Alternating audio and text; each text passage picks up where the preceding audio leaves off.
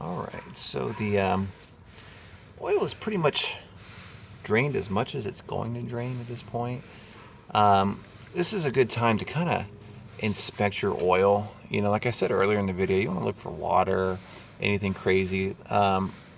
As you will see, you know, there's bubbles in that, that's normal. But in general, mine looks normal. If you've never drained yours before, or perhaps you've developed a leak over your prior season, you're gonna see water in here. You'll know it when you see it. It's pretty nasty. It actually makes the water a lot more milky looking. But in general, this is kind of what oil should look like. That comes out of the Outdrive. So what I'm going to do now, because like I said, on this whole entire Outdrive's coming out, so I'm going to go ahead and put the plug back in, just to keep it from dripping. Okay, snug it. No need to torque it. Clean the bottom, because you are definitely going to get some oil on the bottom here, and then we can go ahead and set the pan out and just, like I said, clean it real good. All right, I'm going to show you on top real quick how I got the Outdrive supported. Okay, so as we showed earlier in the video, we have the 5/8 bolt nut screwed off, and this is currently being supported by a ratchet. As you can hear, there's a little bit of a tension on it, enough where, check this out, it comes out. Okay, and don't lose these. Right, you can lose them really easy too. So one side's done. I'm going to go ahead and pull the other. Okay, that's it. So now your hydraulics are officially disconnected. All right, so you got the propeller off. You've got the oil drain out of the Outdrive. You have your hydraulics off. Now what you're going to need is a 5/8 socket. It's going to be a small one. You can't use a long 5/8. You need a swivel. And then to make mine easy, I have this huge, check this out in video, it is super long extension. You can use any kind of extension. I just use this because it's pretty neat. Anyway, you are going to put your 5/8 socket on your nut. You're going to go ahead and turn it. Well, mine's on pretty darn tight. Alright. And there's 6 total. As you can see with the swivel, makes a huge difference. Alright, and you'll see that one comes off. Like I said, there's 6 of them you can hit with this. As long as you got a swivel. Don't try to do this without the swivel.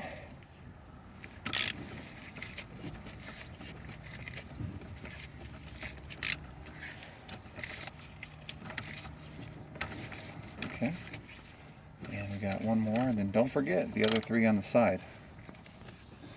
Alright, so we got these 3, and as you can imagine, the other 3 on the other side are completely off. And you'll probably notice that even though you have all the bolts removed, that this thing really isn't going anywhere. And it's kind of true. The seal that you have along this edge, if you did it right, has kind of like a glue surface to it on both ends, so essentially it's still kind of glued on. So what you're going to have to do is grab the back of the Outdrive and give it a really good shake. So for this part, be patient. Do not put a flat-headed screwdriver between the aluminum case and this piece of aluminum, or even down here. You really just want to take your time and raise the Outdrive up and down, and then it will eventually find its way, and it'll separate. But yeah, don't, whatever you do, don't put a flat-headed screwdriver in and try to pry that, or even a pry bar. Okay, so you can start to see along this edge how it's starting to separate. I got a rubber mallet,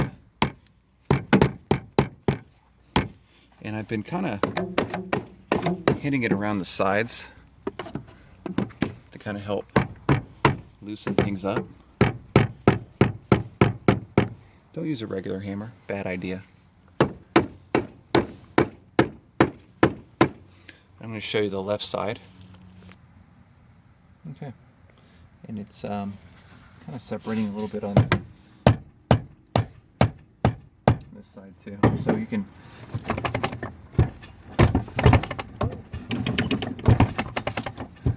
give it a little shake. And you're going to spend some time doing this. You know, don't try to speed through this process, because if you do, like I said, you're just going to cause more damage. Okay, so what I've done at this point, I've actually risen the Outdrive probably about almost full up position, and if you grab it,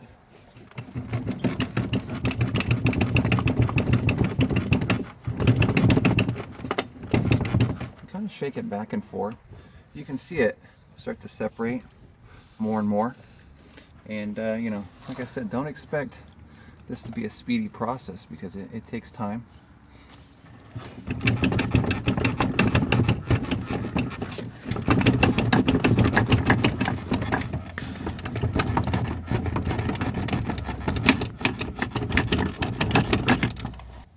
Okay, so I'm at about 5 minutes of shaking this thing left and right, up and down, you know the drill. And this is about as much separation that I've gotten so far. So as you can see, I'm not in a hurry. Don't be in a hurry either. And don't try to reuse this seal either, by the way. So I'm gonna go ahead and shake it some more, and then hopefully we can make some more progress. All right, everybody. So I'm probably at about, I don't know, 8 minutes, 10 minutes separating this. And I've done it before, it's not my first time. As you look, I mean, we're inching it. Sorry, not even inching it, probably like millimetering it. It's taken a while, but as you can see, we're slowly pulling that shaft out of the coupler, which is in the engine. That's really the only part that it's stuck on. And this just tells me I need to, you know, maybe grease it a little bit better. But that's it. So I'm gonna go ahead and shake on this some more. I assume you are as well, and we're that much closer to getting this thing out. All right, so we've actually pretty much gotten it out. Once you can see the U-joints at the bottom, you need to start loosening your ratchet.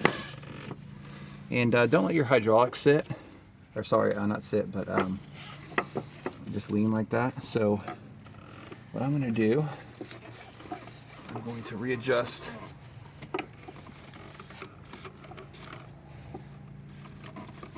these so they don't just hang.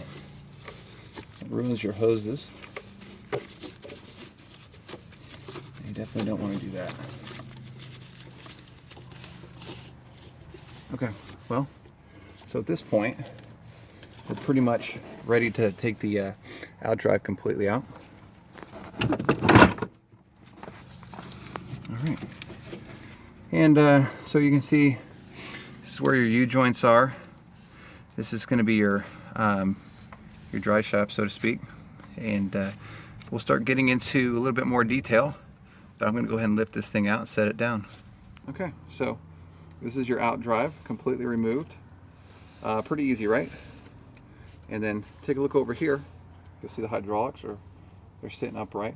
We're going to get into another video now that you've seen how to take the Outdrive out, and we'll do another video how to inspect all of those and the various other internal components. But I hope this was helpful, and let's continue on.